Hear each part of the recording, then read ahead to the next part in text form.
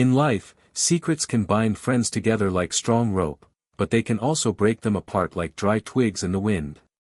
Before I share this powerful tale from the heart of Africa, make sure you hit that subscribe button, so you never miss the wisdom hidden in our stories. This is the story of two friends whose bond was tested by a mysterious discovery that would change their lives forever. It happened long ago in Iguodala village, where the red earth holds memories and the ancient baobab tree keeps the secrets of generations. Listen carefully, my friends, for this tale will teach you that trust is like water in a calabash. Once it spills, it can never be fully gathered again. In Iguodala village, where the morning sun painted the mud houses golden and the evening fires told stories that danced in the darkness, lived people whose hearts were as warm as their hearthstones. The village stood proud beneath the vast African sky, surrounded by fields of yams and cassava that fed both body and soul. At the center of everything stood the great baobab, a tree so old that even the eldest grandmother could not remember when it first pushed its roots into the red earth. The marketplace buzzed with life every day. Women balanced baskets of plantains on their heads while children chased chickens between the stalls. Men sat in the shade, playing games with pebbles and sharing news from distant villages. The air filled with the sounds of laughter, bargaining, and the rhythmic pounding of yams being prepared for the evening meal. But it was beneath this ancient baobab tree that our story truly begins, with two boys who had been friends since they could barely walk. Okemdi Chisom was the son of the village blacksmith. His name meant, "My God is with me," and truly, God had blessed him with a quick mind and gentle heart. Though his family was not wealthy, Okemdi was rich in wisdom beyond his 16 years. He could solve problems that puzzled grown men and had hands that could craft beautiful things from simple materials. His best friend was Baraka Juma, whose name meant, blessing born on Friday. Baraka came from the family of the village chief, and his compound was larger than most. He had fine clothes, good food, and servants who attended to his needs. Yet despite his fortune, Baraka often felt empty inside, as if something important was missing from his life. The two boys had been inseparable since childhood. They played together, learned together, and shared their dreams beneath the shade of the great baobab. Okemdi's wisdom balanced Baraka's boldness, while Baraka's courage gave strength to Okemdi's gentleness. "We are like two halves of the same gourd," Okemdi would often say. "Yes, brother," Baraka would reply. "One without the other is incomplete." The elders of Iguodala would smile when they saw the two friends together, saying, "True friendship is rarer than gold dust." And the people would respond, "Yes indeed. Yes indeed." One morning, when the dry season had painted the grass golden and the harmattan wind whispered secrets across the land, the two friends decided to play their favorite game beneath the great baobab. They were throwing stones at targets drawn in the dust when Baraka's stone bounced strangely, making a hollow sound against the ground near the massive tree roots. "Did you hear that?" Baraka asked, his eyes growing wide. "Yes, brother." "That sound was not natural," Okemdi replied, kneeling to examine the spot where the stone had landed. They began to dig with their hands, their excitement growing with each handful of red earth they moved. The soil came away easily, as if it had been disturbed before. Soon, their fingers touched something smooth and hard. Working together, they pulled from the ground a leather bag, old but well preserved, tied with cord that gleamed like silver in the sunlight. "What do you think is inside?" whispered Baraka, his voice trembling with excitement. "I don't know," Okemdi replied, "but this bag was hidden here for a reason. We must be careful." They looked at each other, both feeling that this moment would change everything between them. The two friends carried the mysterious bag to a quiet spot by the river, away from curious eyes. The bag felt heavy in their hands, and both could hear something shifting inside when they moved it. "Okemdi," said Baraka solemnly, "whatever is in this bag, we must promise to share it equally between us. We are brothers in friendship, and brothers share everything." "Yes," agreed Okemdi, placing his hand on his friend's shoulder. "But we must also promise to keep this secret until we decide what to do. If word spreads through the village, there will be trouble." They made their promises under the wide African sky, with the ancestors as their witnesses. Both young men felt the weight of their words, heavy and binding as iron chains. Carefully, Okemdi untied the silver cord. The leather fell open to reveal treasures that made both friends gasp in wonder. Inside the bag were gold coins from distant lands, precious stones that caught the light like trapped rainbows, and beautiful jewelry crafted by master artisans. There were also strange items, a mirror that seemed to show more than just reflections, and a small wooden box covered in mysterious symbols. "We are rich," whispered Baraka, his eyes shining with greed. "We must be wise," cautioned Okemdi, though his own heart was beating fast with excitement. That night, neither friend could sleep. Baraka lay on his comfortable bed in his father's compound, staring at the ceiling and thinking of all the things he could buy with his share of the treasure. He could get the finest robes, the best horses, and perhaps even marry the chief's daughter from the neighboring village. Okemdi also lay awake, but his thoughts were different. He wondered who had buried the bag and why. He thought about the responsibility that came with such wealth and how it might change the friendship he treasured more than gold. The next morning, they met by the baobab tree as always, but something had changed between them. There was a distance that had not been there before, a careful watching in their eyes. "Brother," said Baraka, "I have been thinking about our discovery." "As have I," replied Okemdi. "Perhaps we should divide the treasure now, so each of us can do what we think is best with our share." Okemdi felt a cold wind blow through his heart. "But we agreed to decide together what to do. Why the rush to divide what we found together?" "I'm not rushing," Baraka said, but his voice carried an edge like a sharp knife. "I just think it would be simpler." That was the first crack in the wall of their friendship. For 3 days, the bag remained hidden where they had buried it near the river. But the secret pressed down on both friends like a heavy stone. They found it hard to laugh together, hard to share their usual jokes and games. Baraka became impatient and irritable. He snapped at his younger siblings and barely listened when the elders spoke wisdom in the evening gatherings. Okemdi became quiet and thoughtful, spending long hours alone, watching the birds and thinking about the nature of friendship and temptation. On the 4th day, Baraka could no longer bear it. "I'm going to get my share of the treasure," he announced when they met by the baobab tree. "Our treasure," Okemdi corrected gently. "And we agreed to wait." "Wait for what? For someone else to find it? For the rains to wash it away?" "No, brother.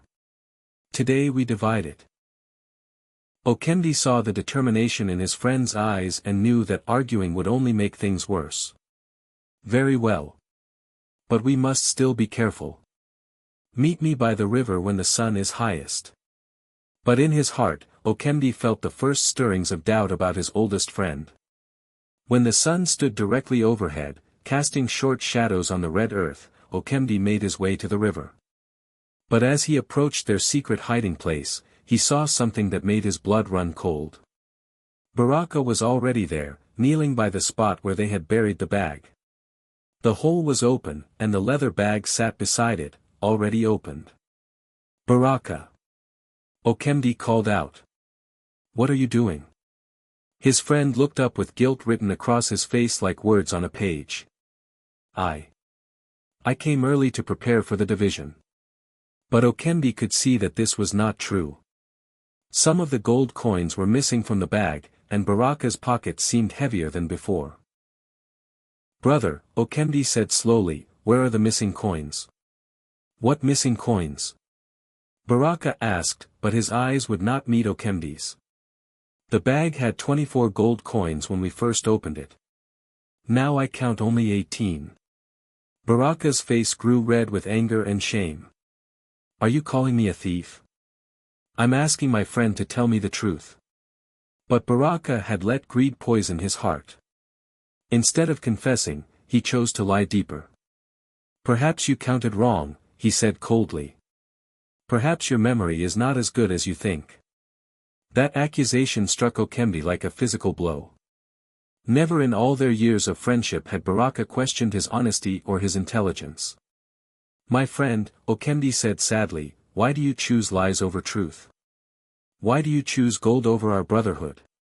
But Baraka was too deep in his deception to turn back now.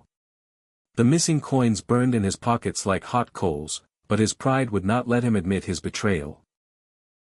I don't know what you're talking about, he said, standing up and brushing dirt from his knees. Let's just divide what's here and be done with it. They divided the remaining treasure in silence, each taking equal shares of what was left. But both knew that the division was not equal, and both knew that something precious had been broken that could never be repaired. As they parted that day, Okemdi felt as if he was saying goodbye to more than just his friend. He was saying goodbye to his childhood, to innocence, and to trust. Baraka walked away with heavy pockets and a heavier heart, knowing that he had traded his most precious possession, his friend's trust, for mere gold. In the days that followed, Baraka tried to enjoy his stolen wealth. He bought new clothes and fine food, telling his family that he had been saving money from small trading ventures. But the gold coins felt heavy in his hands, and every time he looked at them, he remembered Okemdi's sad eyes. Meanwhile, Okemdi used his portion of the treasure wisely. He helped his father buy better tools for their blacksmith shop, he gave food to families who were struggling, and he quietly helped pay for a new well in the poorest part of the village. The people began to notice Okemdi's generosity, and they praised him for his good heart. That young man has the spirit of his ancestors, said the village elders.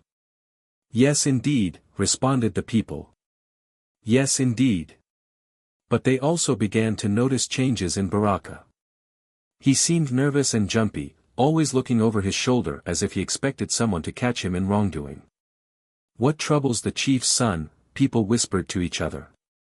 He has everything a young man could want, yet he seems unhappy. There lived in Iguodala an old woman named Mama Ayabo, who was known for her wisdom and her ability to see things that others missed. She had watched the two friends grow up, and she had noticed the change in their relationship. One evening, as Baraka was walking through the marketplace, trying to avoid Okemdi's presence, Mama Ayabo called to him. Young Baraka, come sit with this old woman for a moment. Baraka could not refuse without being disrespectful, so he sat beside her on the wooden bench outside her small house. My child, she said, her voice as gentle as the evening breeze, a secret that brings guilt is like a thorn in the heart. The longer it stays, the deeper it grows. Baraka felt his face grow hot. I don't know what you mean, Mama. Ah, but you do, she replied with a knowing smile. The ancestors see all things, child. They know when friendship is broken by greed, and they know when young hearts carry burdens too heavy for them. She leaned closer and whispered, it is not too late to heal what has been broken. Truth is like water, it always finds a way to flow. But Baraka's pride was still stronger than his wisdom. He thanked Mama Ayaba politely and walked away, ignoring the truth in her words. That night, alone in his room, Baraka remembered something from the mysterious bag that both friends had forgotten in the excitement of discovering the gold. There had been a strange mirror, one that seemed to show more than just reflections. Curious and restless, Baraka took the mirror from where he had hidden his portion of the treasure. As he looked into its surface, something extraordinary happened. Instead of showing his own face, the mirror began to show scenes from the past. He saw himself taking the gold coins from the bag before Okemdi arrived. He saw his friend's hurt expression when the theft was discovered. He saw the disappointment in Okemdi's eyes. But the mirror showed him more than just the past. It began to show him possible futures.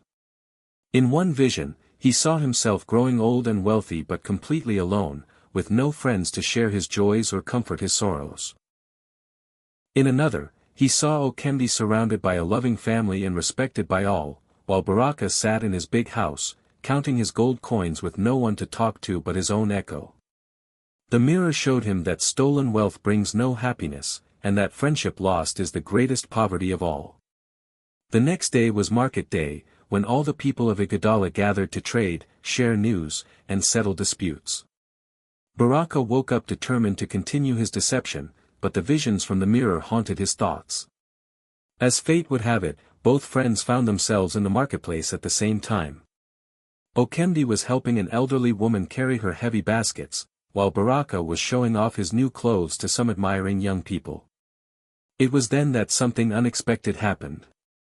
Mama Ayabo stood up in the center of the marketplace and called for everyone's attention. "People of Igadala," she said in her strong, clear voice, "I have something to tell you about friendship, honesty, and the price of betrayal." The crowd gathered around her, curious about what the wise woman would say. "Two friends found treasure buried beneath our sacred baobab tree," she began. "They promised to share equally and to keep the secret safe. But one friend let greed poison his heart. He stole from his brother in friendship and then lied to cover his theft." Baraka felt his knees grow weak. How could she know? "The ancestors showed me these things in my dreams," Mama Ayabo continued. "They are angry that sacred ground was violated by dishonesty." The crowd murmured with shock and interest. Everyone knew that Mama Ayabo's dreams were always true, and they waited to hear more. "The friend who kept his promise used his treasure to help others," she said, looking kindly at Okemdi, who stood frozen with surprise. "But the friend who broke his promise has been carrying guilt like a heavy stone." She turned her ancient eyes on Baraka, and in that moment, he felt as if she could see directly into his soul. "Baraka Juma," she said softly, "the time has come to choose between your pride and your friendship. The stolen coins burn in your pocket, and the lies burn in your heart. Which fire will you choose to put out first?" The entire marketplace fell silent. All eyes were on Baraka, who stood there shaking like a leaf in the wind. For a long moment, nobody moved. Then, slowly, Baraka reached into his pocket and pulled out the 6 stolen gold coins. They gleamed in the sunlight as he held them out for everyone to see. "She speaks the truth," he said, his voice breaking with emotion. "I stole from my best friend. I broke my promise. I chose gold over brotherhood." The crowd gasped, but Mama Ayabo smiled with satisfaction. The village elders quickly gathered to hear the full story. Both friends told their versions of events, with Baraka confessing everything and Okemdi speaking with sadness about the loss of trust between them. Chief Emeka, Baraka's own father, was the most disappointed of all. "My son," he said heavily, "you have brought shame not only on yourself but on our entire family. Stealing from a friend is the worst kind of theft." The elders debated what punishment Baraka should face. Some suggested he should be banished from the village. Others thought he should give up all his wealth to make up for his betrayal. But it was Okemdi who surprised everyone by speaking up. "Elders," he said respectfully, "my friend has already punished himself with guilt and shame. He has lost the most valuable thing he possessed, trust. I do not wish to add more suffering to what he already carries." He turned to Baraka and said, "Brother, I forgive you. But forgiveness is not the same as forgetting. Trust, once broken, must be earned again through actions, not just words." The crowd was moved by Okemdi's wisdom and mercy. "The young blacksmith shows the heart of a true chief," said the elders. "Yes indeed," cried the people. "Yes indeed." In the months that followed, Baraka worked hard to earn back the trust he had lost. He used his remaining treasure to help repair the village school and to buy food for families in need. He spent hours doing humble work, serving others without asking for thanks or recognition. Most importantly, he learned to value things that could not be stolen or lost: honesty, friendship, and the respect of his community. Slowly, very slowly, the friendship between the two young men began to heal. It was different now, more careful, more precious because they both knew how easily it could be broken. Okemdi continued to show wisdom and kindness, eventually becoming one of the village's most trusted advisors. Baraka learned humility and became known for his generous heart and his dedication to helping others. The mysterious bag of secrets had revealed the most important secret of all, that true wealth lies not in gold and jewels, but in the bonds between people who trust and care for each other. And Mama Ayabo would often tell the children of Igadala, a secret is like fire, it can give warmth if shared with care, but it can burn if handled with greed. The moral of this tale reaches across time to touch our lives today. In our modern world, we are often tempted to choose money over friendship, success over honesty, and personal gain over loyalty. But the people of Iguodala learned what we must remember: true riches cannot be counted in coins, and the most valuable treasures are the ones we share with others. Trust is like water in a calabash: once spilled, it can never be fully gathered again. But with patience, care, and genuine change of heart, new trust can grow, sometimes even stronger than before. If this story from Iguodala moved you, don't forget to subscribe, like, and share so the wisdom of Africa's tales can continue to reach hearts across the world. The ancestors' wisdom is meant to be shared, and every story carries lessons that can light our way through the challenges of modern life. Remember always, friendship is the greatest treasure, and honesty is the key that keeps it safe.